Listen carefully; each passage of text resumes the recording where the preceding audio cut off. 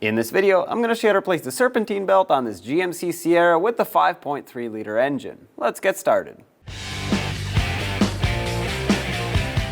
We're going to be removing this intake piece here that feeds the throttle body, and on the back of it there will be two lines. Both are clipped with this white lock, and if you push it up and back, this is going to disconnect. Now on the other side there's another one. You're going to want to push it down and back. Now with an 8mm socket, we're going to remove the clamps that hold on the intake snorkel here. So this one is on the airbox side. Loosen that up. You don't actually have to completely remove it, and pop it off. There's another one right on the throttle body. And with that undone, we can remove this whole component. Just pull it off, set it aside. Now use a 1/2-inch breaker bar or serpentine belt tool. Stick it right in the tensioner. Make sure it's fully seated and pull counterclockwise on it. That's going to release tension. Just take the belt off of anywhere you can reach. Release your tool. Finish removing the belt. Get it out from behind the tensioner. And there it is.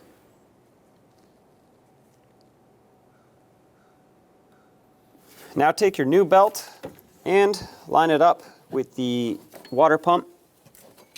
Once it's on there, I'm going to line it up with the harmonic balancer, or the crank, just like this. Then I have to sneak it behind the tensioner and loop it around it, just like that, on the flat side. And then with my tool still in here, I'm going to remove tension, slip it over the alternator, just like that. Now before I fully release, I want to make sure that the belt is centered on all the ribbed pulleys. You want to make sure it is seated. And then on the flat pulley, which is the tensioner, you want to make sure that's centered.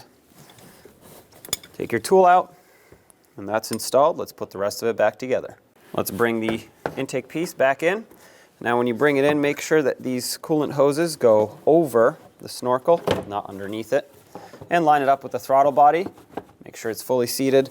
I'm also going to line it up with the air box at this point to make sure that I have everything set in place, just like that.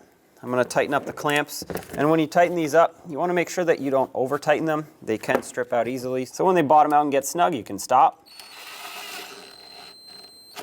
That's it. If you're doing this by hand, just feel it out to where it just starts squishing the hose, and that should be plenty tight.